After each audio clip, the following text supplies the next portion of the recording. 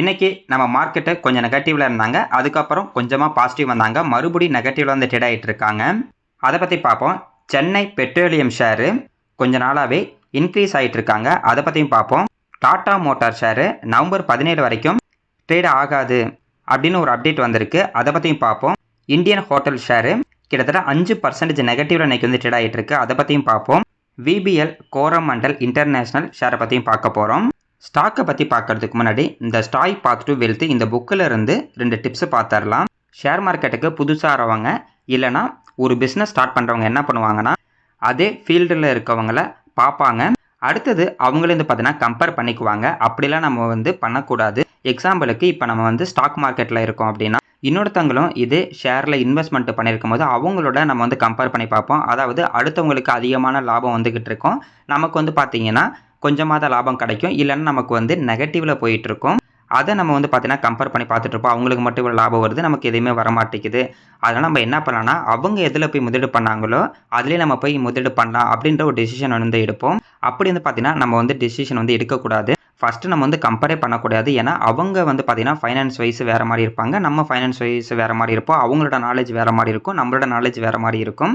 அதனால் எந்த ஒரு டெசிஷன் எடுத்தாலுமே நம்ம நாலேஜை வச்சு தான் நம்ம வந்து பார்த்தீங்கன்னா டெசிஷன் வந்து எடுக்கணும். அதே மாதிரி ஃபைனான்ஸில் ஒரு டெசிஷன் எடுக்கும்போது பார்த்தீங்கன்னா எமோஷ்னலாக எந்த ஒரு டெசிஷன் எடுக்கக்கூடாது. அதே மாதிரி ஒரு ஈகோனால் எந்த ஒரு டெசிஷன் வந்து எடுக்கக்கூடாது.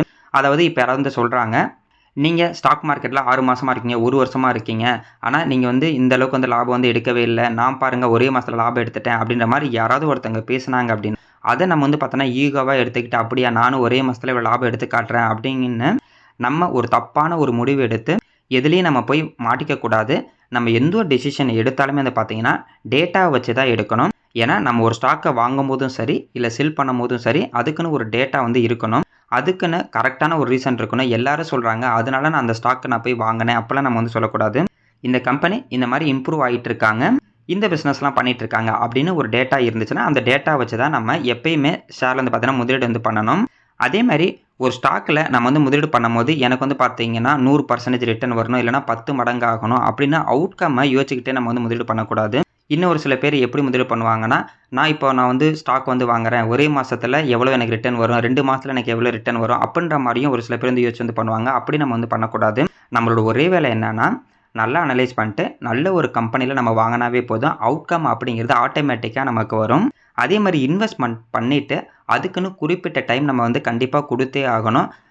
இல்லை நான் இன்வெஸ்ட்மெண்ட் பண்ணோன்னே இந்த ஸ்டாக்கோட ப்ரைஸ் இன்க்ரீஸ் ஆகணும் அப்போல்லாம் நம்ம வந்து யோசிக்கக்கூடாது. நல்ல கம்பெனியை நம்ம ரீசனபிளான ஒரு ப்ரைஸில் வாங்கினதுக்கப்புறம் அதுக்குன்னு நம்ம கொஞ்சம் டைம் கொடுத்தாவே போதும். அது நல்லா வந்து க்ரோ ஆகும். நம்ம கொடுக்குற டைமில் ஏகப்பட்ட நியூஸ் வரும், மார்க்கெட்டே கிராஷ் ஆகிடும், மார்க்கெட்டே கீழே போகும், ஷேர் மார்க்கெட்டில் இன்வெஸ்ட்மெண்ட் பண்ணவங்க எல்லா அமௌண்ட்டும் போயிடும் அப்படின்ற மாதிரி ஏகப்பட்ட நியூஸ் வரும். ஆனால் அதெல்லாம் நம்ம வந்து காது கொடுத்து வந்து கேட்டுக்கவே வேண்டாம். நம்ம முதலீடு பண்ணிட்டு சும்மா இருந்தாவே போதும். அந்த அமௌண்ட்டு ஆட்டோமேட்டிக்காக வந்து பார்த்தீங்கன்னா க்ரோத் ஆகும். நிஃப்டி 50 இன்றைக்கி கொஞ்சம் நெகட்டிவாக வந்து ட்ரேட் ஆகிட்டு இருக்குது. காலையிலேருந்து பார்த்தீங்கன்னா ஒரு 50 புள்ளி நெகட்டிவில் இருந்துச்சு. அதுக்கப்புறம் நான் வீடியோ ரெக்கார்ட் பண்ணும்போது 1 புள்ளி பாசிட்டிவ் வந்தாங்க, மறுபடியும் கொஞ்சம் நெகட்டிவாக தான் போய் ட்ரேட் ஆகிட்டு இருக்காங்க. வீக்கெண்ட் ஆனாவே இந்த வியாழன் வெளியில் வந்து பார்த்தீங்கன்னா மேக்ஸிமம் மார்க்கெட்டு கொஞ்சம் டவுனாக வந்து ட்ரேட் ஆகும். அதுவும் இல்லாமல் இதுக்கு முன்னாடி இருந்த ஹை வந்து பார்த்தீங்கன்னா 26,300 இருந்துச்சு. கரெக்டாக இந்த 26,000 போயிட்டு இப்போ 25,500 பக்கத்தில் வந்து ட்ரேட் ஆகிட்டு இருக்கு. இந்த மாதிரி இதுக்கு முன்னாடி இருந்த ஹையை போய் டச் பண்ணும்போது கொஞ்சம் மார்க்கெட் கீழே வர்றதுக்கும் வந்து பார்த்தீங்கன்னா ஒரு வாய்ப்பு இருக்கும். இது நம்ம நிஃப்டி 50 இண்டெக்ஸுக்கு மட்டும் கிடையாது, இண்டிவிஜுவல் ஸ்டாக்குமே இதுக்கு முன்னாடி இருந்த போய் ஹையை போய் லைட்டாக போய் டச் பண்ணும்போது கொஞ்சம் கீழே வர்றதுக்கான பாசிபிலிட்டி வந்து நிறைய இருக்கும். பார்க்கலாம். நிஃப்டி 50 இப்படியே நெகட்டிவ் போணுச்சுன்னா கூட ஒன்றும் ப்ராப்ளம் இல்லை. ஏன்னா நிறைய ஸ்டாக்கோட ப்ரைஸ் கீழே வரும், நம்ம வந்து வாங்குறதுக்கு நல்ல ஒரு வாய்ப்பு கிடைக்கும். இல்லை இதுலேருந்து மேலே போணுச்சுன்னா கூட நம்ம வாங்கியிருக்க ஸ்டாக்லாம் பாசிட்டிவ் வரப்போ தான் போகுது. அதனால் என்ன நடந்தாலும் நம்மளுக்கு வந்து ஓகே தான். மேபி நாளைக்கு வெள்ளிக்கிழமை, நாளைக்கு மார்க்கெட்டு கீழே போனாலும் போகலாம். இல்லை அப்படின்னா இன்றைக்கி வியாழக்கிழமை மார்க்கெட் கீழே போனாலும் நாளைக்கு கொஞ்சம் பாசிட்டிவாக இருந்தாலும் இருக்கலாம். கொஞ்சம் வெயிட் பண்ணி பார்ப்போம். விபிஎல் வருண் பீவரேஜ் லிமிடெட் இந்த ஸ்டாக்கை பற்றி இப்போ நம்ம அடிக்கடி வந்து பார்த்துட்ருக்கோம். ஏன் அப்படின்னா இவங்க நல்ல சூப்பரான ரிசல்ட்டு தான் கொடுத்துருந்தாங்க. ரிசல்ட்டு கொடுத்த அன்னைக்கு கிட்டத்தட்ட 9% பாசிட்டிவாக வந்து க்ளோஸ் ஆனிச்சு. அதுக்கப்புறம் இப்போ 2-3 நாள் வந்து பார்த்தீங்கன்னா கொஞ்சமாக நெகட்டிவில் தான் வந்து ட்ரேட் ஆகிட்டு இருக்குது. இன்றைக்கி கொஞ்சம் பாசிட்டிவில் இருக்குது. லாஸ்ட்டு ஒரு மாதத்தில் வந்து பார்க்கும்போது கிட்டத்தட்ட ஒரு 7.5% பாசிட்டிவாக தான் இருக்குது. இதோட ஹையிலேருந்து நல்ல லோ ப்ரைஸில் இருக்குது. இவங்களோட பிஸ்னஸ் க்ரோத் அப்படிங்கிறது ரொம்ப சூப்பராகவே இருக்குது. மினிமம் ஒரு ஸ்டாக்கில் நம்ம முதலீடு பண்ணும்போது வந்து பார்த்தீங்கன்னா வேல்யூ இன்வெஸ்டிங்கில் எல்லாமே செக் பண்ணுவாங்க. நம்ம ROE நம்ம வந்து கண்டிப்பாக வந்து செக் பண்ணணும். அதன் ரிட்டர்ன் ஆன் ஈக்விட்டி, அதாவது இவங்க எவ்வளவு செலவு பண்ணுறதுல இவங்களுக்கு எவ்வளோ லாபம் கிடைக்கிறது அப்படின்றது நம்ம வந்து செக் பண்ணணும். அப்படி பார்க்கும்போது இந்த வருண் பிவரேஜோட ROE வந்து பார்த்தீங்கன்னா ரொம்ப சூப்பராகவே இருக்குது. மினிமம் ROE எந்த ஒரு கம்பெனியாக இருந்தாலும் இது 20க்கு மேலே நம்ம செலக்ட் பண்ணிட்டோம்னா அந்த கம்பெனி நிறைய லாபம் கொடுக்கறதுக்கு நிறைய வாய்ப்பு இருக்குது. கண்டிப்பாக இந்த ROE பற்றி நம்ம வந்து பார்த்தீங்கன்னா செப்பரேட்டாக ஒரு வீடியோவில் வந்து பார்க்கலாம். இந்த கம்பெனியோட ROE ரொம்ப நல்லாவே இருக்குது. ஸ்டாக்கோட ப்ரைஸை பொறுத்த வரைக்கும் அதோட ஹையில் இருந்து இப்போதைக்கு வந்து பார்த்தீங்கன்னா நல்ல லோ ப்ரைஸில் இருக்குது. ஒரு 470 ரூபா பக்கத்தில் வந்து ட்ரேட் ஆகிட்டு இருக்கு. கீழே போனாலும் அதிகபட்சம் அந்த 430 வரைக்கும் கீழே போகுது. அதுக்கப்புறம் வந்து பார்த்தீங்கன்னா கொஞ்சமாக இன்க்ரீஸ் ஆகுது. இந்த மாதிரி நல்ல ஒரு க்ரோத்தில் இருக்க கம்பெனியெல்லாம் கம்மியான ப்ரைஸில் நம்ம வாங்கிட்டோம்னா நமக்கு வந்து பார்த்தீங்கன்னா ஃப்யூச்சரில் நல்ல க்ரோத் ஆகிறதுக்கு நிறைய வாய்ப்பு இருக்குது. அதே மாதிரி ஒரு சில பேர் என்ன கேட்குறாங்கன்னா, ஒரு ஷேரை நம்ம எப்போ வரைக்கும் வாங்கலாம் அப்படின்ற மாதிரி வந்து கேட்குறாங்க. இப்போ நம்ம வந்து பார்த்தீங்கன்னா ஒரு கம்பெனியை அந்த கம்பெனி நல்ல க்ரோத்தில் இருக்குது, நல்ல சூப்பரான ஒரு பிஸ்னஸ் பண்ணுறாங்க அப்படின்னா நம்ம எப்போ வேணுமாலும் வாங்கிட்டு இருக்கலாம். அதாவது அதோட ஹையிலையும் வாங்கலாம், லோவிலையும் வாங்கலாம். நம்ம லாங் டர்ம் பார்க்கும்போது எப்போ வேணுமாலும் வாங்கலாம். இருந்தாலும் ரீசனபிளான ஒரு ப்ரைஸில் நம்ம வாங்கணும் அப்படின்னா அதோட ஹையிலேருந்து ஒரு 20% 30% அந்த ஸ்டாக்கோட ப்ரைஸ் வந்து பார்த்தீங்கன்னா கரெக்ஷனில் இருக்கும். அப்போ நம்ம வாங்கிட்டோம்னா நம்மளோட ஸ்டாக்கோட க்ரோத் அப்படிங்கிறது கொஞ்சம் அதிகமாகவே இருக்கும். நமக்கும் அதிகமான வெல்த் வந்து பார்த்தீங்கன்னா கிரியேட் ஆகும். என்னை பொறுத்த வரைக்கும் இந்த வருண் பிவரேஜ் வந்து பார்த்தீங்கன்னா ஒரு 500 ரூபாய்க்கு கீழே இருக்கும் போது நல்ல ஒரு வாய்ப்பாக தான் நான் வந்து பார்க்குறேன். கோரமண்டல் இன்டர்நேஷனல் கரண்ட் ப்ரைஸ் 2160 ரூபா பக்கத்தில் வந்து ட்ரேட் ஆகிட்டு இருக்கு. இந்த ஸ்டாக்கோட ப்ரைஸும் கிட்டத்தட்ட 2700 ரூபாய்க்கு மேலே போயிட்டு இப்போ வந்து பார்த்தீங்கன்னா 2150 ரூபா பக்கத்தில் தான் ட்ரேட் ஆகிட்டு இருக்கு. கீழே போகும்போது பார்த்தீங்கன்னா அந்த 2065 ரூபாய் 70 ரூபா இந்த மாதிரிலாம் போணுச்சு. ஆனால் இந்த ஸ்டாக்கோட ப்ரைஸ் அதோட கையில் இருந்து இப்போ வந்து பார்த்தீங்கன்னா இதுக்கு முன்னாடி இந்த லோ அப்படிங்கிறது இந்த 2100 ரூபா தான். கரெக்டாக அந்த 2100 ரூபா பக்கத்தில் வந்து ட்ரேட் ஆகிட்டு இருக்கு. நானும் வந்து பார்த்தீங்கன்னா ஒரு வாரத்துக்கு முன்னாடி இந்த ஸ்டாக்கை வாங்கினேன். இப்போதைக்கு ஒரு 2.5% தான் வந்து அப்படியே நெகட்டிவில் இருக்குது. பார்க்கலாம், மார்க்கெட் பாசிட்டிவாக போகும்போது மேபி இந்த ஸ்டாக்கோட ப்ரைஸும் பாசிட்டிவாக போகிறதுக்கு வந்து ஒரு வாய்ப்பு இருக்குது. இல்லை மார்க்கெட் வந்து கிராஷ் ஆகுது, இது வந்து கீழே போணுச்சுன்னா கூட அந்த 1600 ரூபா போனாலும் போகலாம். அப்படி போணுச்சுன்னா கூட நமக்கு நல்ல ஒரு வாய்ப்பாக இருக்கும். இல்லை மார்க்கெட் கொஞ்சமாக தான் கிராஷ் ஆகுது அப்படின்னா ஒரு 2000 ரூபா போகிறதுக்கு ஒரு வாய்ப்பு இருக்குது. இந்த மாதிரி போணுச்சுன்னா நம்ம பயப்படவே கூடாது. நம்ம அதிகமாக வாங்குறது தான் நம்ம வந்து ட்ரை பண்ணணும். கோரமண்டல் இன்டர்நேஷனல் வந்து பார்த்தீங்கன்னா இதுவும் சூப்பரான ஒரு கம்பெனி, அக்ரிகல்ச்சரில் இருக்காங்க. நல்ல ஒரு க்ரோத்தில் இருக்கக்கூடிய கம்பெனி. இந்த தடவை ரிசல்ட் வந்து பார்த்தீங்கன்னா கொஞ்சம் மிக்ஸ்டு ரிசல்ட்டாக தான் கொடுத்தாங்க. ஆனால் நல்ல ரிசல்ட்டை தான் கொடுத்துருக்காங்க. பார்ப்போங்க, வெயிட் பண்ணி பார்ப்போம் இது எவ்வளோ தூரம் இன்க்ரீஸ் ஆகுது அப்படின்னு. இந்தியன் ஹோட்டல்ஸ் இன்றைக்கி கிட்டத்தட்ட 4.81% நெகட்டிவ் வந்து ட்ரேட் ஆகிட்டு இருக்கு. ஏன்னா இவங்களோட ரிசல்ட் வந்து பார்த்தீங்கன்னா கம்மியாக தான் ரிசல்ட் வந்து கொடுத்துருக்காங்க. குவார்ட்டர் அண்ட் குவார்ட்டர் கம்பேர் பண்ணாலும் சரி, இயர் ஆன் இயர் கம்பேர் பண்ணாலும் சரி, கம்மியான ரிசல்ட் தான் அவங்க கொடுத்துருக்காங்க. அதனால இந்த ஸ்டாக்கோட ப்ரைஸ் இப்போ வந்து பார்த்தீங்கன்னா நெகட்டிவ் வந்து ட்ரேட் ஆகிட்டு இருக்கு. இந்த மாதிரி ஒரு கம்பெனி கம்மியான ரிசல்ட் கொடுத்தாங்கன்னா நெகட்டிவாகவும், பாசிட்டிவ் ரிசல்ட் கொடுத்தாங்கன்னா பாசிட்டிவாக வந்து ட்ரேட் ஆகிட்டு இருக்கும். சிம்பிளாக சொல்லணும்னா ஒரு கம்பெனியோட ஸ்டாக்கோட ப்ரைஸ் வந்து பார்த்தீங்கன்னா அந்த கம்பெனியோட இயர்னிங்ஸ், அதாவது அந்த கம்பெனியோட லாபத்தை பொறுத்து தான் லாங் டர்மில் வந்து மூவ் ஆகும். அப்படின்னா ஒரு கம்பெனி நிறைய லாபம் கொடுத்துக்கிட்டே இருக்காங்க, இயர் ஆன் இயர் வந்து பார்த்தீங்கன்னா அவங்களோட லாபம் அதிகமாகிட்டே இருக்குன்னா அதுக்கு ஈக்குவலாக ஸ்டாக்கோட ப்ரைஸும் இயர் ஆன் இயர் அதிகமாகிட்டே இருக்கும். அதனால் ஒரு கம்பெனி நம்ம சூஸ் பண்ணும்போது நல்ல ஒரு க்ரோத்தில் இருக்கக்கூடிய கம்பெனியை சூஸ் பண்ணால் தான் அந்த ஸ்டாக்கோட ப்ரைஸ் வந்து பார்த்தீங்கன்னா நல்ல ஒரு க்ரோத்தில் இருக்கும். பார்ப்போங்க, கொஞ்சம் நெகட்டிவ் ஆகிட்டு அப்படியே இன்க்ரீஸ் ஆனால் நல்லாயிருக்கும். ஏன் அப்படின்னா இப்போ இந்த இந்தியன் ஹோட்டல்ஸு ஸ்டாக்கோட ப்ரைஸ் வந்து பார்த்தீங்கன்னா இதுக்கு முன்னாடி இருந்த லோ ப்ரைஸ் பக்கத்தில் தான் இப்போ வந்து ட்ரேட் ஆகிட்டு இருக்கு. இதுக்கு முன்னாடி இந்த லோ அதிகபட்சம் வந்து பார்த்தீங்கன்னா ஒரு 685 ரூபா அந்த மாதிரி போணுச்சு. ஆனால் இதுக்கு முன்னாடி இருந்த அந்த 2-3 லோ வந்து பார்த்தீங்கன்னா இதே 700 ரூபா பக்கத்தில் தான் இருக்குது. மேபி இங்கேருந்து அப்படியே கொஞ்சம் ரிவர்ஸ் ஆனிச்சுன்னா மேலே போணுச்சுன்னா ரொம்ப நல்லாயிருக்கும். இல்லை அப்படின்னா அந்த 680 வந்து டச் பண்ணிட்டு மேலே போனால் நல்லாயிருக்கும். வெயிட் பண்ணி பார்ப்போம் இது எப்படி வந்து ட்ரேட் ஆகுது அப்படின்னு. அடுத்தது டாடா மோட்டார்ஸு. டாடா மோட்டார்ஸ் வந்து ஒரு நியூஸ் வந்திருக்கு. டாடா மோட்டார்ஸு ஷேர் வந்து பார்த்தீங்கன்னா ட்ரேட் வந்து ஆகாதுன்னு சொல்லியிருக்காங்க. இது வரைக்கும் அப்படின்னா நவம்பர் 14ஆம் தேதி அவங்க ரிசல்ட் தர போகிறாங்க. அதுலேருந்து அடுத்த 48 மணி நேரம் கழிச்சு தான் வந்து பார்த்தீங்கன்னா ட்ரேடிங் விண்டோ ஓப்பன் ஆகும் அப்படின்ற மாதிரி சொல்லியிருக்காங்க. இவங்க டீமெர்ஜர் பண்ணியிருக்காங்க, அது நம்ம எல்லாத்துக்குமே தெரியும். ஃபர்ஸ்ட் வந்து பார்த்தீங்கன்னா டாடா மோட்டார்ஸு மட்டும் இருந்தது.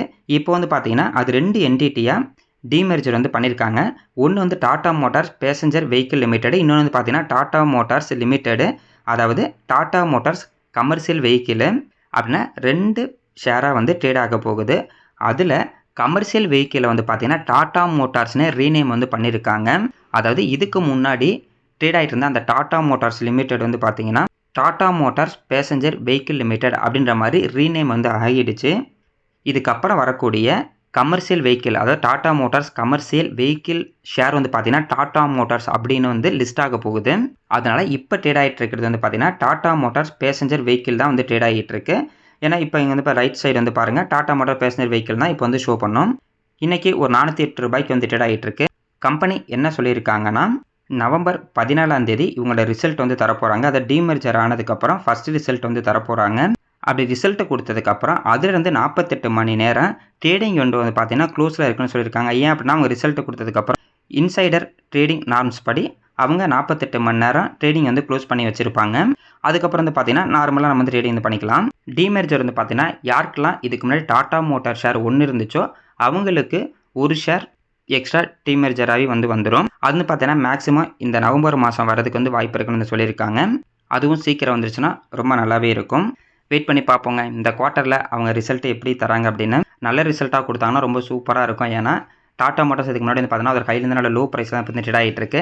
இந்த தடவை ரிசல்ட் இவங்க நல்லா கொடுத்தாங்கன்னா இந்த ஸ்டாக்கோட ப்ரைஸ் இன்க்ரீஸ் ஆனிச்சுன்னா நிறைய பேர் ரொம்ப சந்தோஷமாக இருப்பாங்க. மசகா அண்ட் டெக் ஷிப் பில்டர்ஸ் இன்றைக்கி கிட்டத்தட்ட 2% நெகட்டிவ் வந்து ட்ரேட் ஆகிட்டு இருக்கு. லாஸ்ட் ஒரு வருஷத்தில் 22% இந்த ஸ்டாக்கோட ப்ரைஸ் வந்து இன்க்ரீஸ் ஆகிருக்கு. இந்த ஸ்டாக்கே நம்ம தொடர்ந்து பார்த்துக்கிட்டு தான் இருக்கோம். இவங்க வந்து பார்த்தீங்கன்னா ஷிப் பில்டிங் பிஸ்னஸில் வந்து இருக்காங்க. இவங்க டிஃபென்ஸில் இருக்காங்க, ப்ளஸ் கமர்ஷியலாகவும் பண்ணிக்கிட்டு இருக்காங்க. இதான் இவங்களோட பெரிய அட்வான்டேஜ். ஒரு சில கம்பெனிலாம் வந்து பார்த்தீங்கன்னா டிஃபென்ஸுக்கு மட்டும்தான் அவங்களோட ப்ராஜெக்ட் இருக்கும். ஆனால் இவங்களுக்கு அப்படி கிடையாது. டிஃபென்ஸுக்கும் பண்ணித்தராங்க, கமர்ஷியலாக இப்போ நமக்கு ஒரு ஷிப் வேணும்னா கூட இவங்க நமக்கு வந்து பண்ணி தருவாங்க. அதனால் இவங்களுக்கு இதோட பெரிய அட்வான்டேஜ் இருக்குது. பிஸ்னஸ் க்ரோத் வந்து பார்த்தீங்கன்னா ரொம்ப சூப்பராகவே இருக்குது. மார்க்கெட் கேப்பு இப்போதைக்கு 1,05,000 கோடிக்கு மேலே இருக்குது. ஸ்டாக்கோட பி ரேஷியோ 45 இருக்குது. இண்டஸ்ட்ரி பி ரேஷியோ 46 இருக்குது. ROCE 43%, ROE 34%, ROIC 35%. ஓவரால் அந்த 4% ரொம்ப சூப்பரான ஒரு பர்சன்டேஜ். மினிமம் இந்த 4% 20%க்கு மேலே இருந்தாவே அந்த கம்பெனி நல்ல ஒரு க்ரோத்தில் இருக்காங்க அப்போ நம்ம வந்து எடுத்துக்கலாம். இன்ட்ரின்சிக் வேல்யூ 1283 இருக்குது. அது இந்த கம்பெனியோட கரண்ட் பர்ஃபார்மன்ஸை பார்க்கும்போது இந்த ஸ்டாக்கோட ப்ரைஸ் 1283 ரூபாய்க்கு ஒர்த்தான ஸ்டாக் அப்படின்ற மாதிரி அர்த்தம். பிஜி ரேஷியோ 0.79 இருக்குது. டெப்ட் ஈக்விட்டி 0, அதாவது உங்களுக்கு வந்து கடனே கிடையாது. ப்ரைஸ் டு புக் வேல்யூ பார்க்கும்போது கூட 11.9 இருக்குது.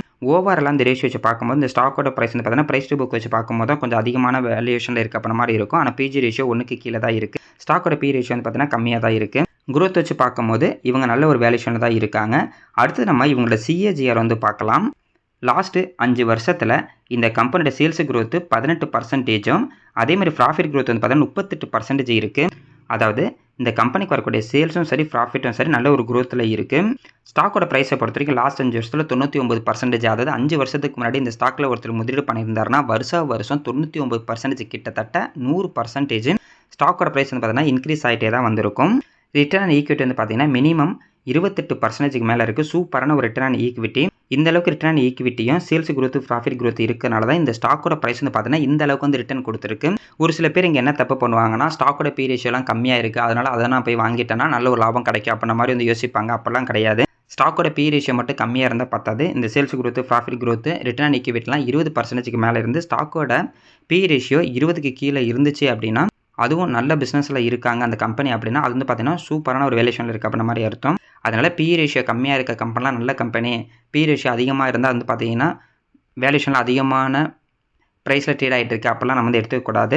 அவங்களோட க்ரோத்துக்கு ஏற்ற மாதிரி பி ரேஷியோ வந்து பார்த்தீங்கன்னா கொஞ்சம் மாறும்.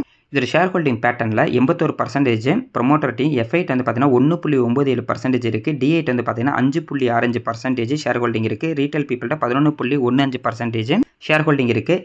இதில் வந்து பார்த்தீங்கன்னா DAI LIC லாஸ்ட் 2 குவார்ட்டராக இந்த ஸ்டாக் வந்து வாங்கியிருக்காங்க. கிட்டத்தட்ட ஜூன் குவார்ட்டரில் இந்த ஷேர் அவங்க வாங்கியிருக்காங்க. இப்போ ஜூன் குவார்ட்டர்லாம் பார்த்தீங்கன்னா இந்த ஸ்டாக்கோட ப்ரைஸ் ஹையில் தான் இருந்துச்சு. ஹையில் இருக்கும்போது LIC வந்து பார்த்தீங்கன்னா வாங்கியிருக்காங்க. ஸோ LIC இப்போ வந்து பார்த்தீங்கன்னா ஹோல்டிங் வச்சிருக்காங்க கிட்டத்தட்ட 3%க்கு மேலே. அதனால் இதை நம்ம வந்து பாசிட்டிவாக வந்து பார்க்கலாம். இப்போ இந்த ஸ்டாக்கோட பி ரேஷியோ பார்த்து 45 இருக்கனால வாங்க மாட்டேன் அப்படின்ற மாதிரி ஒரு சில பேர் வந்து யோசிப்பாங்க. ஆனால் அப்போ LIC யோசிப்பாருங்க. LIC வந்து எவ்வளோ பெரிய கம்பெனி, அவங்களும் அதே பி ரேஷியோவில் இருக்கும் போது அதை பார்த்தா வாங்கியிருப்பாங்க. ஏன் அப்படின்னா அந்தளவுக்கு க்ரோத் இருக்குது அப்படின்னு அவங்களுக்கு தெரியும், அதனால் வாங்கியிருக்காங்க. இந்த மாதிரி இன்னும் DA வந்து பார்த்தீங்கன்னா அதிகமாக வாங்க ஆரம்பிச்சாங்கன்னா இந்த ஸ்டாக்கோட ப்ரைஸ் அப்படியே இன்க்ரீஸ் ஆகும். கீழே இருக்க வந்து பார்த்தீங்கன்னா பி ரேஷியோ, அதாவது இந்த ஸ்டாக்கோட பி ரேஷியோ இப்போதைக்கு அதோட ஹை பக்கத்தில் வந்து ட்ரேட் ஆகிட்டு இருக்கு. இதோட லோ பி ரேஷியோ வந்து பார்த்தீங்கன்னா 20 இருக்குது. ஆவரேஜ் பி ரேஷியோ மேபி இந்த ஸ்டாக்கோட ப்ரைஸ் இப்போ அதில் ஹையில் இருந்து அப்படியே கொஞ்சம் கீழே வந்தாலும் வரும். அதாவது பி ரேஷியோ வச்சு பார்க்கும்போது மேபி இந்த ஸ்டாக்கோட பி ரேஷியோ இன்னும் கொஞ்சம் கீழே வரலாம். இருந்தாலும் இவங்களோட க்ரோத் வந்து பார்த்தீங்கன்னா ரொம்ப அதிகமாக இருக்கனால இங்கேருந்து அப்படியே ரிட்டர்ன் ஆகி மேலே போனாலும் போகலாம். ஏன்னா ஒரு சில கம்பெனி வந்து பார்த்தீங்கன்னா பர்டிகுலர் ஒரு பி ரேஷியோக்குள்ளே தான் ட்ரேட் ஆகிட்டு இருக்கும். அதிகபட்சம் கீழே வரும்போது 20 இருக்கும், அதிகபட்சம் மேலே போகும்போது ஒரு 60-70 பி ரேஷியோவில் லாஸ்ட் ஒரு 5 வருஷமாக ட்ரேட் ஆகிட்டு இருக்குன்னா நிறைய பேர் என்ன பண்ணுவாங்கன்னா அந்த ஸ்டாக்கோட ப்ரைஸு லோ பி ரேஷியோ வரும்போது, அதாவது 20 பக்கத்தில் வரும்போது வாங்குவாங்க, 70 பக்கத்தில் அதோட பி ரேஷியோ போகும்போது வந்து பார்த்தீங்கன்னா சேல் பண்ணிவிடுவாங்க. இந்த மாதிரியும் ஸ்விங் ட்ரேட் வந்து பண்ணிகிட்டு இருப்பாங்க. அப்படி பார்க்கும்போது இந்த ஸ்டாக்கோட பி ரேஷியோ கொஞ்சம் அதிகமாக தான் இருக்குது. அது மட்டும் கொஞ்சம் நெகட்டிவாக இருக்கும். இருந்தாலும் நம்ம வந்து வெயிட் பண்ணி பார்ப்போம். நான் இன்றைக்கி கூட வந்து பார்த்தீங்கன்னா கொஞ்சமாக அக்குமுலேட் வந்து பண்ணேன். பார்ப்போங்க. இப்போதைக்கு 2600 பக்கத்தில் வந்து ட்ரேட் ஆகிட்டு இருக்கு. அதிகபட்சம் 3000 800 பக்கத்தில் வந்து போணுச்சு. அப்படி பார்க்கும்போது நல்ல ஒரு லோ ப்ரைஸில் இருக்குது. இதுக்கு முன்னாடி இந்த லோ ப்ரைஸ் அப்படிங்கிறது இந்த 2600 தான். கரெக்டாக இப்போ இந்த ஸ்டாக் வந்து பார்த்தீங்கன்னா கரெக்டாக இது லோ ப்ரைஸில் இருக்குது. நான் இன்றைக்கி ஒரு 5 குவான்டிட்டி மட்டும் அக்குமுலேட் பண்ணலாம் அப்படின்ற மாதிரி பண்ணியிருக்கேன். பார்ப்போங்க மார்க்கெட் வந்து ரிவர்ஸ் ஆகும்போது இது எப்படி ரிவர்ஸ் ஆனால் ரொம்ப நல்லாயிருக்கும். அடுத்தது சென்னை பெட்ரோலியம். இந்த ஸ்டாக்கோட ப்ரைஸ் இன்க்ரீஸ் ஆகிட்டே இருக்குது, என்ன பண்ணலாம் அப்படின்ற மாதிரி கேட்டிருந்தாங்க. லாஸ்ட் 5 வருஷத்தில் இந்த ஸ்டாக்கோட ப்ரைஸ் கிட்டத்தட்ட 12 மடங்குக்கு மேலே இன்க்ரீஸ் ஆகிருக்கு. ஒரு ஸ்டாக்கோட ப்ரைஸ் இன்க்ரீஸ் ஆகிட்டே இருக்குது அப்படின்லாம் வாங்கக்கூடாது. அந்த கம்பெனிக்கு ஏதாவது ஒரு பாசிட்டிவ் நியூஸ் வரும், இல்லைனா அந்த கம்பெனி நல்ல ஒரு க்ரோத்தாக ஸ்டார்ட் பண்ணியிருப்பாங்க அப்படின்னா மட்டும் தான் நம்ம வந்து வாங்கணும். ஆனால் வெறும் ஸ்டாக்கோட ப்ரைஸை மட்டும் வச்சுட்டு நம்ம வந்து எப்பயுமே ஒரு ஸ்டாக் வந்து வாங்கக்கூடாது. இவங்களோட பிஸ்னஸ் வந்து நம்மளுக்கு பார்த்தீங்கன்னா தெரியும், குரூட் ஆயில் ரிஃபைனரி பிஸ்னஸில் தான் இருக்காங்க. மேக்ஸிமம் இவங்களோட பிஸ்னஸ் வந்து பார்த்தீங்கன்னா பெட்ரோலியம் ப்ராடக்ட்டும் லூப்ரிகன்ட் ஆயில் பிஸ்னஸில் வந்து பார்த்தீங்கன்னா இருந்துகிட்டு இருக்காங்க. அதனால் நம்ம டேரெக்டாக இவங்களோட கீ ரேஷியோ வந்து பார்த்தலாம். மார்க்கெட் கேப்பு 14,000 கோடிக்கு மேலே இருக்குது. ஸ்டாக்கோட பி ரேஷியோ 12ல் இருக்குது. புக் வேல்யூ வந்து பார்த்தீங்கன்னா 593ல் இருக்குது. ஆர்ஓசி 4%, ஆர்ஓஇ 2%, ஆர்ஓஐசி 5% இருக்குது. ஓபிஎம் 3%ல் இருக்குது. இந்த பர்சன்டேஜ் பார்த்தீங்கன்னா ரொம்ப கம்மியான பர்சன்டேஜ் தான். இன்டென்சிக் வேல்யூ கிட்டத்தட்ட 1056ல் இருக்குது. பிஜி ரேஷியோ 0.28ல் இருக்குது. இது பார்த்தீங்கன்னா நெகட்டிவ்லேயே இருக்குது. அதேமாதிரி சேல்ஸ் க்ரோத் நெகட்டிவில் இருக்குது 4%. ப்ராஃபிட் க்ரோத் வந்து பார்த்தீங்கன்னா 63% இருக்குது. டெப்ட் ஈக்விட்டி 0.22ல் இருக்குது. ப்ரைஸ் டு புக் வேல்யூ பார்க்கும்போது 1.68ல் இருக்குது. ஓவராலாக வந்து பார்க்கும்போது கம்மியான வேல்யூஷனில் இருந்தாலுமே இவங்களோட பிஜி ரேஷியோவில் நெகட்டிவில் இருக்குது. அதெல்லாம் பார்த்தீங்கன்னா கொஞ்சம் நெகட்டிவாக தான் இருக்கும். இதுக்கு முன்னாடி இந்த ஸ்டாக்கோட ப்ரைஸ் 500 ரூபாயில் இருந்த போது வந்து பார்த்தீங்கன்னா இந்த இன்டென்சிக் வேல்யூ 1056 ரூபாயில் இருக்கனால இன்டென்சிக் வேலையை விட இந்த ஸ்டாக்கோட ப்ரைஸ் ரொம்ப கம்மியாக தான் ட்ரேட் ஆகிட்டு இருந்திருக்கும். அதே மாதிரி புக் வேலையை விட ரொம்ப கம்மியாக தான் ட்ரேட் ஆகிட்டு இருந்திருக்கும். அப்போ யாராவது இந்த ஸ்டாக்கை வாங்கியிருந்தாங்கன்னா அவங்களுக்கு வந்து பார்த்தீங்கன்னா நல்ல ஒரு லாபம் இப்போதைக்கு வந்திருக்கும். ஏன்னா 500 ரூபாயிலேருந்து இப்போ 1000 ரூபா பக்கத்தில் வந்துருச்சு. அப்படியே 100% வந்து பார்த்தீங்கன்னா லாபம் கிடச்சிருக்கும். ஆனால் அப்போல்லாம் நிறைய பேர் வாங்காமல் இப்போ வந்து பார்த்தீங்கன்னா அதிகமானதுக்கு நம்ம வாங்கலாம் அப்படின்ற மாதிரி யோசிப்பாங்க. அப்படிலாம் நம்ம வந்து யோசிக்கக்கூடாது. ஒரு ஸ்டாக்கோட ப்ரைஸ் கீழே இருக்கும்போது மட்டும்தான் நம்ம வந்து வாங்குறதுக்கு வந்து ட்ரை பண்ணணும். இந்த கம்பெனியோட ப்ராஃபிட் அண்ட் லாஸ் ஸ்டேட்மெண்ட் வந்து பார்க்கும்போது வந்து பார்த்தீங்கன்னா வருஷம் நல்ல ஒரு லாபம் கொடுக்குறாங்க. அதுக்கப்புறம் இந்த கொரோனா வந்தப்போ தான் 2019-20 நெகட்டிவ் போனாங்க. அதுக்கப்புறம் இவங்களோட லாபம் அப்படிங்கிறது கொஞ்சமாக இன்க்ரீஸ் ஆகிட்டு இருந்துச்சு. ஆனால் மார்ச் 2025 மறுபடியும் இவங்க லாபம் அப்படின்னு பார்த்தீங்கன்னா கொஞ்சம் கம்மியாயிருச்சு. கிட்டத்தட்ட 2745 கோடி 2024 லாபம் கொடுத்துருக்காங்க. ஆனால் 2025 வெறும் 214 கோடி தான் லாபம் அவங்களுக்கு வந்திருக்கு. அதனால் இந்த கம்பெனி வந்து பார்த்தீங்கன்னா கண்டினியூவாக வந்து க்ரோத்தில் இல்லை. ஒரு 3 வருஷம் நல்லா பர்ஃபார்மன்ஸ் பண்ணுறாங்க. அதுக்கப்புறம் வந்து பார்த்தீங்கன்னா டவுன் ஆகிடுது, மறுபடியும் பாசிட்டிவாக வராங்க. நம்ம இந்த மாதிரி கம்பெனியை நம்ம செலக்ட் பண்ணுறதை விட இயர் ஆன் இயர் நல்ல ஒரு க்ரோத்தில் இருக்க கம்பெனி நம்ம செலக்ட் பண்ணிட்டோம்னா நல்லாவே பாசிட்டிவாக இருக்கும். இந்த கம்பெனியோட சிஎஸ்ஜிஆர் வந்து பார்த்தீங்கன்னா லாஸ்ட் 5 வருஷத்தில் 10% இருக்குது. சேல்ஸ் க்ரோத்து, ப்ராஃபிட் க்ரோத்து 16% இருக்குது. ஸ்டாக்கோட ப்ரைஸை பொறுத்த வரைக்கும் லாஸ்ட் 5 வருஷத்தில் 67%, ரொம்ப சூப்பரான ஒரு பர்சன்டேஜ். ரிட்டர்ன் ஈக்விட்டி வந்து பார்த்தீங்கன்னா கிட்டத்தட்ட 30%க்கு மேலே இருக்குது. இந்த வருஷம் மட்டும் தான் கொஞ்சம் டவுனில் இருக்குது. ஷேர் ஹோல்டிங் பேட்டர்னை பொறுத்த வரைக்கும் ப்ரொமோட்டர்ட்ட 67% இருக்குது. எஃப்ஐ8 8.80% இருக்குது. டி8 வந்து பார்த்தீங்கன்னா 2.60% இருக்குது. டிஏ வந்து கொஞ்சமாக இப்போ வந்து பார்த்தீங்கன்னா இந்த ஸ்டேக் வந்து இன்க்ரீஸ் பண்ணியிருக்காங்க. அதுவும் ஐசிஐசிஐ வந்து பார்த்தீங்கன்னா ஸ்டேக்கை வந்து இன்க்ரீஸ் பண்ணியிருக்காங்க. மேபி அதனாலே இந்த ஸ்டாக்கோட ப்ரைஸ் இப்போ லாஸ்ட் ஒரு 3 மாதமாக வந்து பார்த்தீங்கன்னா இன்க்ரீஸ் ஆகிட்டு இருக்கலாம். இப்போதைக்கு 1.78% ஷேர் ஹோல்டிங் பேட்டர்ன் இருக்குது ஐசிஐசிஐட்ட. அதுக்கப்புறம் ரீட்டைல் பீப்புள்கிட்ட வந்து பார்த்தீங்கன்னா 21% ஷேர் ஹோல்டிங் பேட்டர்ன் வச்சுருக்காங்க. பார்ப்பாங்க இதுக்கப்புறம் அடுத்தடுத்த குவார்ட்டரில் இவங்க நல்ல ரிசல்ட் கொடுத்தாங்கன்னா இந்த ஸ்டாக்கோட ப்ரைஸ் அப்படியே இன்க்ரீஸ் ஆகிட்டே இருக்கும். மேபி கம்மியான ரிசல்ட் கொடுத்தாங்கன்னா கீழே போகிறதுக்கு ஒரு வாய்ப்பு இருக்கும். வெயிட் பண்ணி தான் வந்து பார்க்கலாங்க. இன்றைக்கி மார்க்கெட்டு நெகட்டிவில் இருந்து கொஞ்சம் பாசிட்டிவாக ட்ரேட் ஆகிட்டு இருக்காங்க. நாளைக்கு கொஞ்சம் பாசிட்டிவாக வந்தாங்கன்னா ரொம்ப நல்லாயிருக்கும்.